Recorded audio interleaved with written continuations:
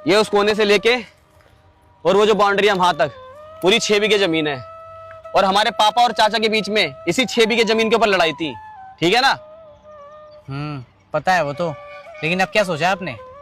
कुछ नहीं भाई, मैंने तो यही सोचा है, ये 6 बीघे जमीन में से 2 बीघे जमीन तो अपने हिस्से में करवा ली मैंने, ठीक है? बाकी 4 बीघे में से 2-2 बीघे जमीन तुम्हारे नाम भी करवा रहा हूँ, ठीक है? साइन मैंने कर दिए हैं, पटवारी जी से बात कर ली है, कल सुबह तहसील जाना, काम हो जाएगा। लो पकड़ो। कहने का मतलब ये है, तीनों भाइयों के हिस्से में बराबर की जमीन बट रही है, 2-2 बीघे, ठीक है?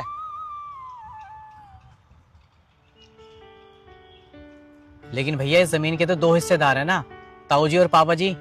इस हिसाब से हम दोनों भाइयों के हिस्से में 3 बीघे जमीन आनी चाहिए। तो आप हमें 1 बीघा जमीन फालतू की दे रहे हो, जबकि आपके अकेले के हिस्से में 3 बीघे जमीन आनी चाहिए। अकेले? मेरे भाई, इस अकेले शब्द से तो डर लगता है। अरे बचपन में माँ छोड़ के चली गई, तब मैं अकेला हो गया। फिर पापा और चाचा की लड़ाई में तुम दोनों भाइयों से अलग हो गया, फिर मैं अकेला हो गया। और अब पापा मुझे अकेला छोड़ के चले गए, फिर मैं अकेला हो गया। मैं बाकी की जिंदगी अकेला नहीं रहना चाहता मेरे भाई।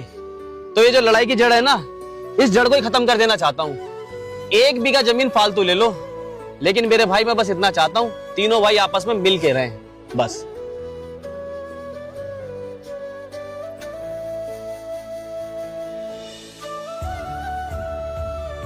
क्योंकि मेरे भाई, ये जमीन को आज तक कोई नहीं खा पाया, लेकिन ये जमीन सबको खा गई।